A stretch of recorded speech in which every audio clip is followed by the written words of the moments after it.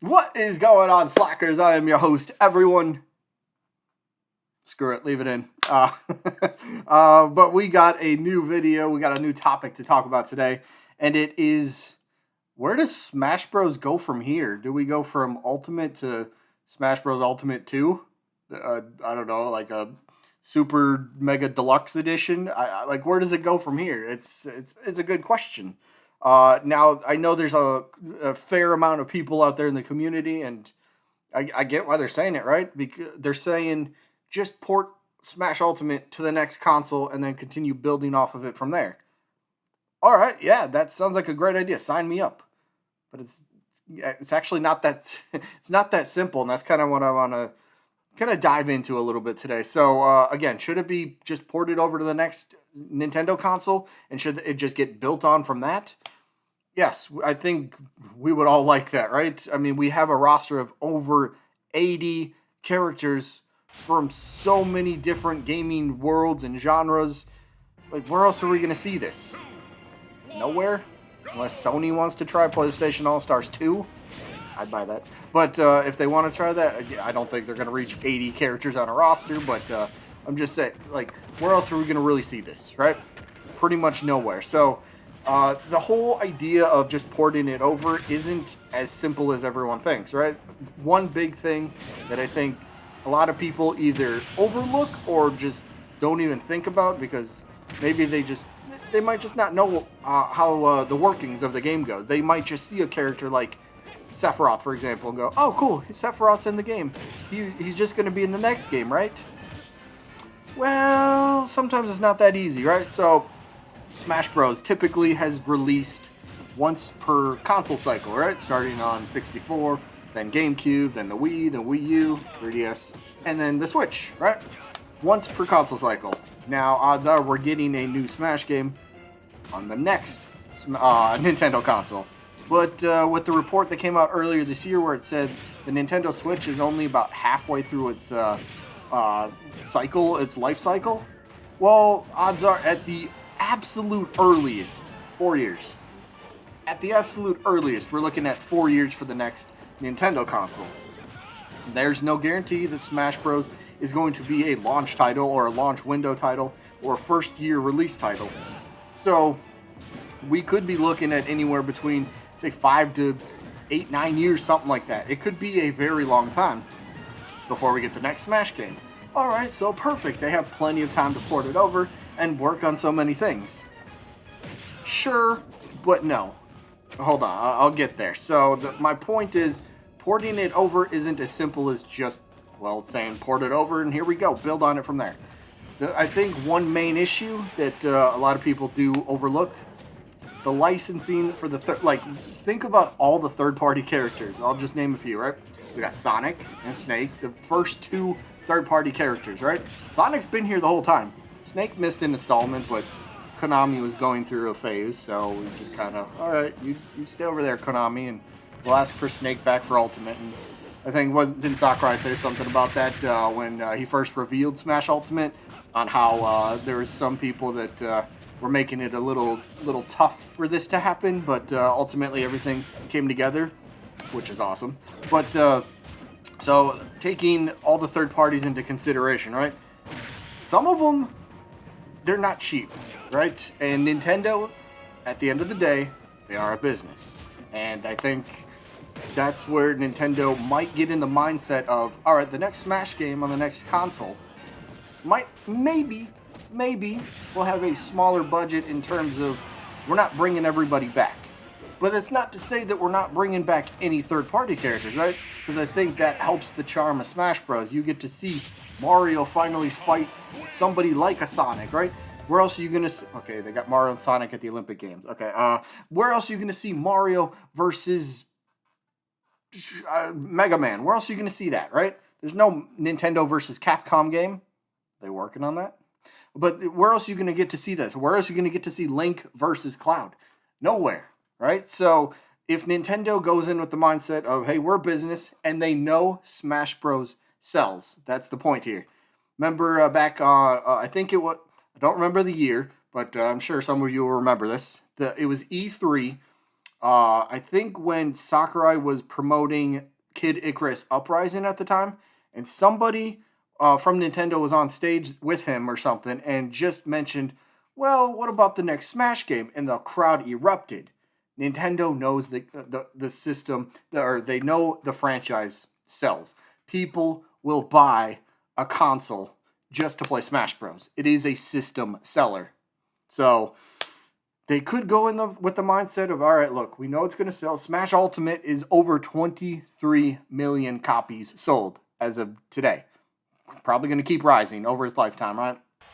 So with that in mind, they could kind of sit back and go, okay, look, we know it's going to sell, so why don't we kind of trim it up a little bit? We're not going to bring back every third-party character. We might bring back some, yes, because again, that's the charm of it, right? So maybe they show the fans right at the beginning, maybe when they do finally reveal the next Smash game. Maybe they show Mario fighting against Sonic, and then that gets just as an example, that gets the fans going, okay, cool. Third parties are still in the game. And they're not going to show everything right away, right? They want to save some surprises, right? So maybe, a little bit later, here's Ryu from Street Fighter. All right, more third parties. Let's go. Banjo is back. Okay, great. People wanted to see Banjo for a long time. Steve, Mega Man, you could continue on the list. But then eventually, the hype is going to build around, hey, third parties are still here. We get to see everybody, hopefully, that we wanted or that we loved from Ultimate back in this game. But, again, Nintendo knows the game sells, so they might cut those third parties with the licensing fees. They might be a little bit too expensive, we'll say. Yeah, we might not know the exact number, but yes, some of them cost way more, and we can tell that, right? We could get an idea on which characters probably cost way more than others. Just look at Smash Ultimate's DLC, for example, right? Take Terry Bogard as an example. Look at everything he came with, right? We got his character, we got his stage. Look at all the background characters in the stage as well, right? Think of how many spirits he came with. How many spirits was that? 8, 9, 10, was it 11? 10 or 11 spirits as well? That's pretty good. That's pretty good. Maybe 12? I think 10 or 11, though. And then how many music tracks did he come with? 50 music tracks, I think it was. And then you look at something like Sephiroth, for example. Look at Final Fantasy and the content that they have for Smash Ultimate. Their base roster, right? We had Cloud. And then what? A stage? And then what? 2 music tracks? No spirit. I mean, you had fighter spirits, but no spirits, right? The Chocobo, the no Mii costumes came back, so it was, okay, look, Square might be a little bit stingy here. Maybe that was Nintendo saying, all right, look, we got to cut some things a little bit. We want to bring everybody back, but, we got to kind of pick and choose what we're going to. We can't bring back everything. Then, DLC came back, and they're like, okay, now we can kind of make it all work. So, when Sephiroth came back into not came back in, but when Sephiroth got revealed, it was like, all right, here's what was missing from the base roster. We got another character, we get another stage, we got more music tracks, we actually got spirits. But then again, it wasn't a lot of music tracks. So comparing, obviously Sephiroth is more likely well known than Terry Bogard. So he's probably going to cost more in licensing, right? But that's the point. Odds are we're going to have characters that are probably cut. Third party especially. Cloud, Sephiroth.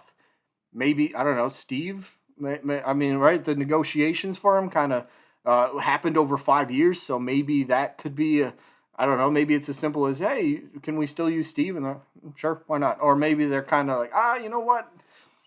Minecraft, over 200 million copies, one of the best, or the best-selling game of all time. Maybe they want to renegotiate and get new terms and all that stuff, so you never know who could be on the chopping block. It's just a big thing that not everybody, but a lot of people do overlook. Licensing fees for third parties. So it's, again, going back to the old saying, quantity or quality over quantity. Maybe that's the approach Smash takes for the next game. They're going to go with the quality route, and maybe this is how they could make up for it. Maybe by slashing some of those third-party characters off of the roster, they get to save some of that money, and then maybe they could revisit that for DLC. They could revisit it for DLC. But what if, for the quality part, what if they go the route of a brand new subspace emissary type of story mode, right? That's something that almost every Smash fan wants, right? I know there's some people that don't really care about story mode or first player mode, whatever. That's fine. Some people only play online. Do you. But getting a brand new, totally, developed, well thought out, well awesome, seeing all these characters interact within a story, first party, and then maybe some third parties in there as well, would be phenomenal. And that's where the quality over the quantity of characters. And don't get me wrong, I'm not saying I don't enjoy the 80 plus character roster that we have, right? If it were up to me, I would say, yeah, just keep building on it, right? But eventually it's going to have to come to an end, right? Not every character is going to be in Smash Bros. At some point, right? So there's the big debate. Should it be ported? It's a lot harder to get ported than some people think. So do they go the reboot route? What's a reboot? Are we going back to 12 character roster? No. People would just not buy that. I'd buy it with Smash Bros. But there'd be so many less people that would buy a game, the next Smash game, if it only had 12 characters. Even, if the next Smash game got like a soft reboot type of deal, where every character gets reworked, maybe they slash the roster in half. Maybe we only have, say, 40, 45 character roster, but every character gets reworked movesets, brand new stages and all this sort of stuff. Everything gets changed up, story mode, whatever. Maybe, again, that's the quality part that Nintendo might decide to look at. And then that kind of brings the point. Is Sakurai on board, right? We don't know. Sakurai has said it himself several times. He loves to work. Some people will say he deserves the break. He does. I'm not arguing that. He deserves his break. He deserves his vacation. But like he said in his Famitsu column back in, was that May, I think it was? He's a workaholic. He loves working on video games. So whether he does take that break and then he decides, hey, I want to keep working on games, and Nintendo's saying, hey, we're going to make a new Smash game. Are you on board? I'm sure he would come back in some capacity if he's not the director of the game, but maybe he's probably the director again, but who knows.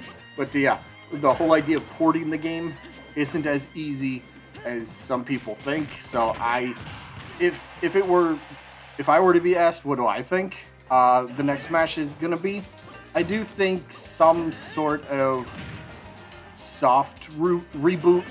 I don't even want to say reboot, but like it's gonna be the roster's not gonna be as big. I would be surprised, pleasantly surprised, but I would be very surprised if Smash Ultimate everybody came back, because you can't top everyone is here, right? I mean, if you do it the next game, right? Everyone is here again. Does it feel as special? I mean, you can make the argument, right? You can make the argument that, all right, yes, everyone from Smash's history is back yet again. Nobody lost their favorite character. But again, that's going to cost a lot of money, and it just goes to show how Nintendo will be thinking of Smash Bros. For the next time. Because arguably, the Wii U's failure probably helped Smash Ultimate become Smash Ultimate, right? The system sold so poorly. We all know this, right? And Nintendo, it seemed like they wanted to take not a gamble, not a risk, but they wanted to go big, right? They wanted to show the fans, all right, hey, look, you might have skipped the Wii U. Okay, we understand. Let's make it up. We want to give you the games, and we want to jam-pack these games with stuff that you want to see. So we got Breath of the Wild as a launch title. We got Super Mario Odyssey within the exact same year. The following year, we get Smash Bros. With Everyone Is Here. Nintendo decided to roll the dice and go big with it, and they have been rewarded. So maybe they, for this time, coming off the ginormous success of Smash Ultimate, maybe they dial it back just a little bit. They might dial it back a little bit. So, yeah, for me, I do think that the game is not going to be, roster-wise, I don't think it's going to be as big. I can see with the gap, especially from end of Smash Ultimate's DLC to whenever the next Smash game starts its development, whenever that happens. Because odds are, we're going to get a new Smash game. Come on. Nintendo's not just going to sit there and go, well, we like money and we have Smash Bros, but nah, let's not do it. We don't want, even if Sakurai was the one to say, hey, I'm not going to come back, Nintendo will say, that's fine. We respect your opinion. We're just going to find somebody else to direct the game. That's good. That's probably what it would come down to. So, yep. Yeah, for me, I don't see a port likely. There's too many things that get caught up in everything. So I don't know. Just that's just my opinion, I suppose. Just a little bit of a rant today. So not really a rant, just kind of I don't know. I don't know what I would call this. A rant, a discussion, a something. I don't know. Let me know what you guys think. Is should Smash Ultimate just get ported to the next system, or should it have some sort of reboot, rework to the game? But yeah, let me know in the comments. And yeah, that is gonna be it for this one. Hope you guys enjoyed as always. And I guess I'll see you when I'm looking at you.